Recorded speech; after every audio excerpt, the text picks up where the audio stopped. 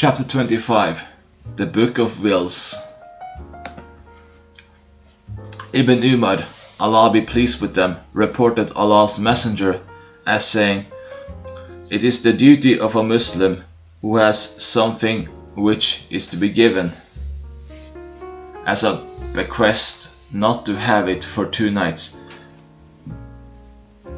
without having his will written down regarding it."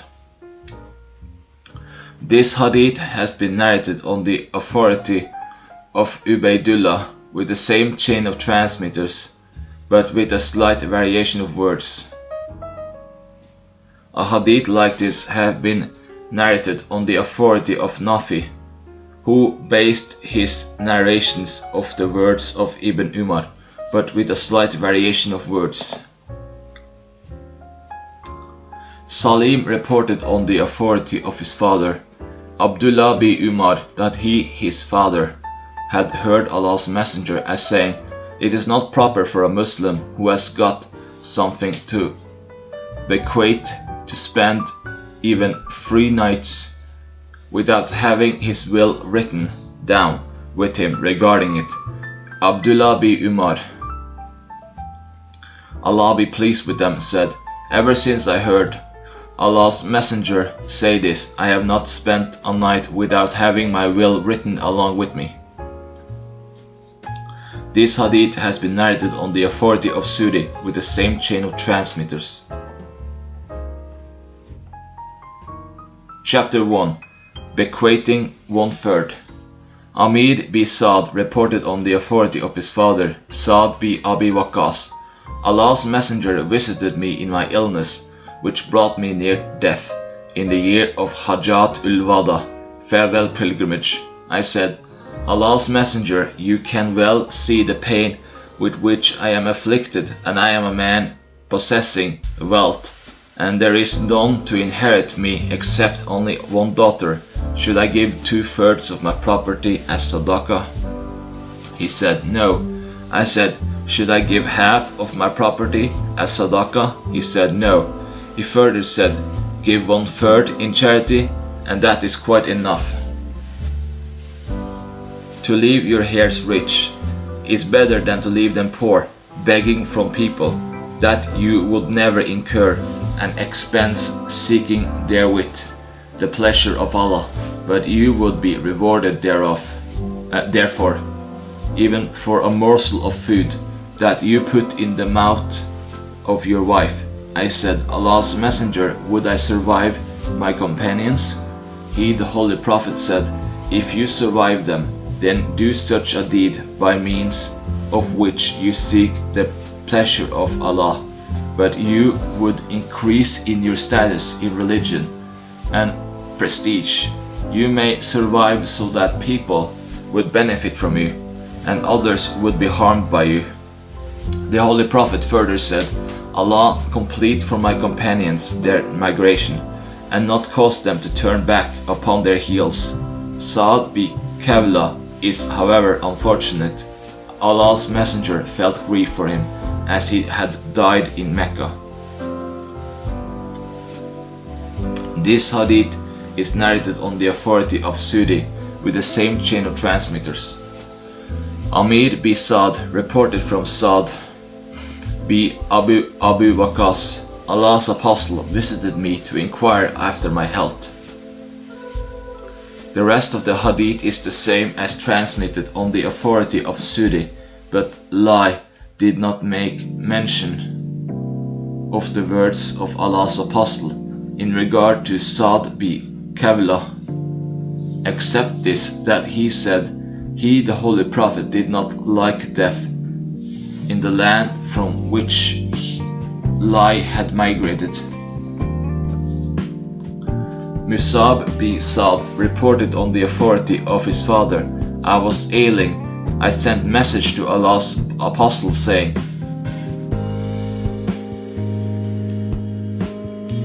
permit me to give away my property as I like. He refused. I again said, permit me to give away half. He again refused. I again said, Then 1/3 he, the Holy Prophet, observed silence after it. He observed silence after. I had asked permission to give away 1/3. He, the narrator, said. It was then that endowment of 1/3 became permissible. This hadith has been narrated on the authority of Simak, with the same chain of transmitters, but he did not mention. It was then that 1/3 became permissible. Ibn Sa'd reported his father as saying, Allah's apostle visited me during my illness. I said, I am willing away the whole of my property. He said, no. I said, then half. He said, no. I said, should I will away 1/3? He said, yes, and even 1/3 is enough. Humayd bin Abd al-Rahman al-Himyari reported from 3 of the sons of Sa'd, all of whom reported from their father, that Allah's apostle visited Sa'd as he was ill in Mecca. He, Sa'd, wept. He, the Holy Prophet, said, what makes you weep? He said, I am afraid I may die in the land from where I migrated, as Sa'd bin Kavla had died. Thereupon Allah's apostle said, O Allah, grant health to Sa'd. O Allah, grant health to Sa'd. He repeated it 3 times. He, Sa'd, said, Allah's messenger, I own a large property, and I have only 1 daughter as my inheritor. Should I not will away the whole of my property? He, the Holy Prophet, said, no. He said, should I not will away 2/3 of the property? He, the Holy Prophet, said, no. He, Sa'd, again said, should I not will away half of my property? He said, no. He, Sa'd, said, then 1/3. Thereupon he, the Holy Prophet, said, yes, 1/3, and 1/3 is quite substantial. And what you spend as charity from your property is sadaqah, and floor spending on your family is also sadaqah, and what your wife eats from your property is also sadaqah, and that you leave your heirs well off, or he said, prosperous, is better than to leave them poor and begging from people. He, the Holy Prophet, pointed this with his hands. Humayd bin Abd al-Rahman al-Himyari reported on the authority of the 3 of the sons of Sa'd. They said, Sa'd fell ill in Mecca. Allah's messenger visited him to inquire after his health. The rest of the hadith is the same. Humayd bin Abd al-Rahman reported this hadith on the authority of 3 of Sa'd's sons. Sa'd fell ill in Mecca and Allah's apostle visited him. The rest of the hadith is the same. Ibn Abbas, Allah be pleased with them, said, I wish if people would reduce from 3rd to 4th part for making a will of their property. For Allah's messenger said, so far as the 3rd part is concerned, it is quite substantial. In the hadith transmitted on the authority of Waqi, the words are large or much. Chapter 2. The reward for charity reaches the deceased. Abu Huraira, Allah be pleased with him, reported that a person said to Allah's apostle, my father died and left behind property without making any will regarding it. Would he be relieved of the burden of his sins if I give sadaqah on his behalf? He, the Holy Prophet, said, yes.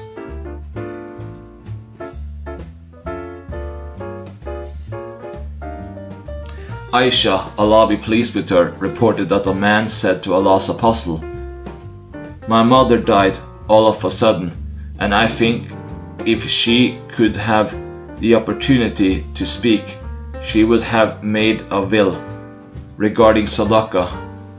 Will I be entitled reward if I give charity on her behalf?" He, the Holy Prophet, said, "Yes."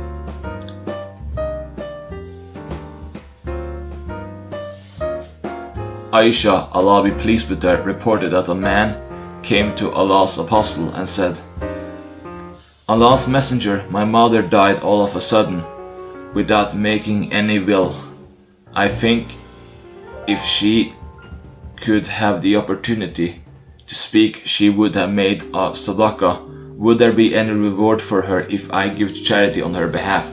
He, the Holy Prophet, said, "Yes." This hadith has been narrated on the authority of Hisham bi Urwa with the same chain of transmitters. Chapter 3. What reward reaches a man after his death? Abu Huraira, Allah be pleased with him, reported Allah's messenger as saying, "When a man dies, his acts come to an end, but free recurring charity or knowledge by which people benefit, or a pious son who prays for him, for the deceased." Chapter 4. Waqf, endowment. Ibn Umar reported, Umar acquired a land at Khaybar. He came to Allah's apostle and sought his permission and sought his advice in regard to it. He said, "Allah's messenger, I have acquired land in Khaybar. I have never acquired property more valuable for me than this. So what do you command me to do with it?" Thereupon he, Allah's apostle, said, "If you like, you may keep the corpus intact and give its produce as sadaqah."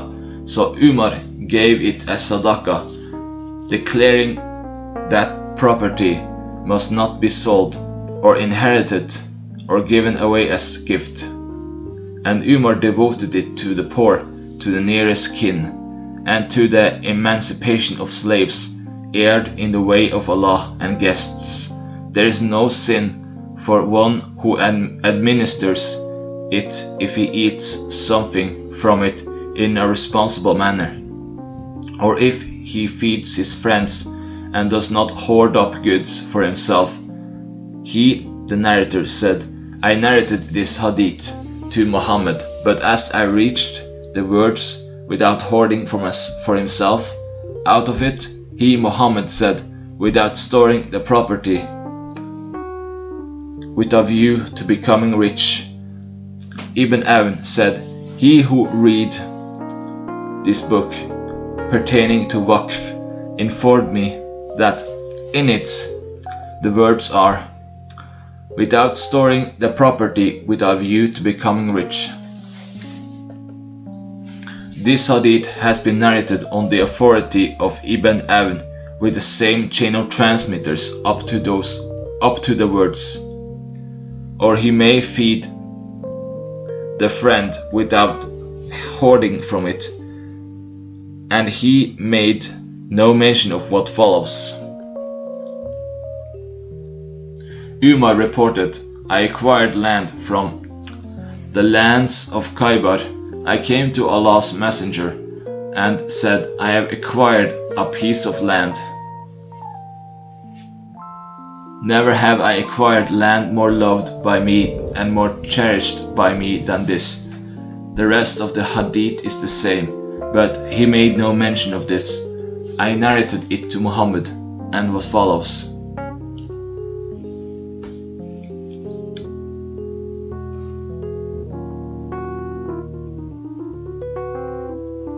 Chapter 5. Not making a will for one who has nothing to be bequeathed. Talha bi Mustarif reported,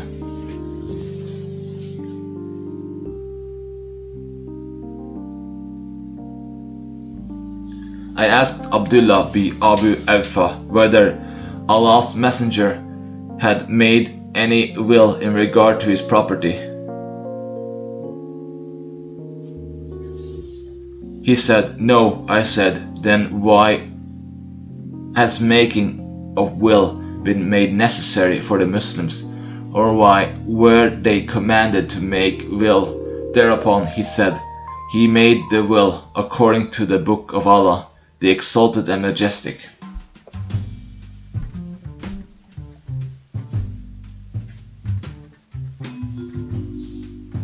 This hadith has been narrated on the authority of Malik bin Mighwal, with the same chain of transmitters, but with a slight variation of words. In the hadith related by Waqi, the words are, I said, how the people have been ordered about the will. And in the hadith of Ibn Numayr, the words are, how the will has been prescribed for the Muslims. Aisha reported, Allah's Messenger left neither dinar nor dirham, wealth in the form of cash, nor goats and sheep, nor camels, and he made no will about anything in regard to his material possessions, as he had none. This hadith has been narrated on the authority of Amas, with the same chain of transmitters. Aswad bin Yazid reported, it was mentioned before Aisha that will had been made by the Holy Prophet in favor of Ali as the Prophet's first caliph, whereupon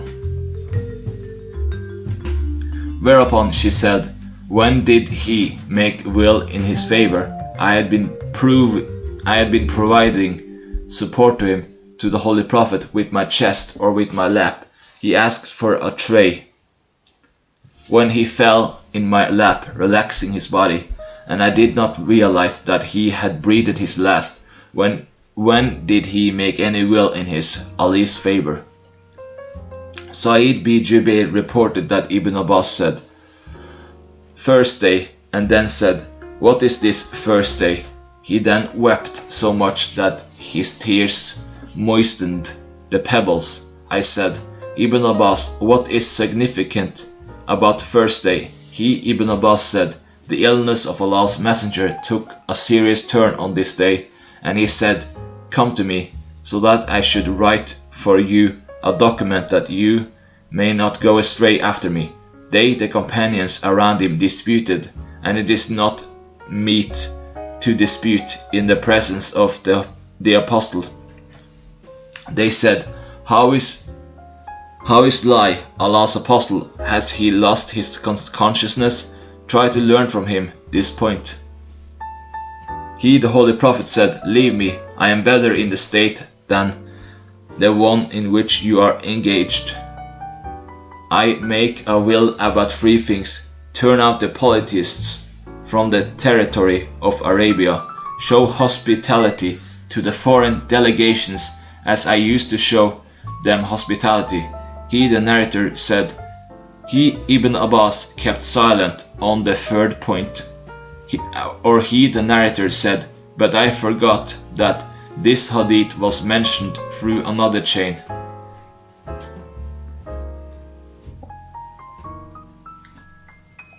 Sa'id bin Jubair reported from Ibn Abbas that he said, first day, and what about first day?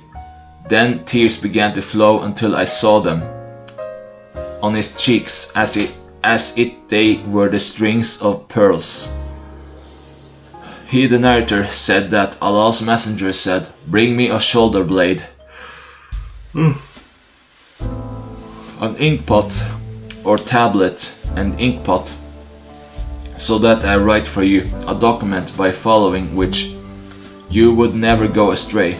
They said, Allah's Messenger, may peace upon him, is in the state of unconsciousness. Ibn Abbas reported, when Allah's Messenger was about to leave this world, there were persons around him in his house, Umar bin al-Khattab being one of them. Allah's Apostle said, come, I may write for you a document. You will not go astray after that. Thereupon Umar said, verily Allah's Messenger is deeply afflicted with pain. You have the Quran with you. The Book of Allah is sufficient for us. Those who were present in the house differed. Some of them said, bring him the writing material, so that Allah's Messenger may write a document for you. and you would never go astray after him. And some among them said what Umar had already said. When they indulged in nonsense and began to dispute in the presence of Allah's Messenger, he said, "Get up and go away." Ubaydullah said, Ibn Abbas used to say, "There was a heavy loss, indeed a heavy loss, that due to their dispute and noise, Allah's Messenger could not write or dictate the document for them.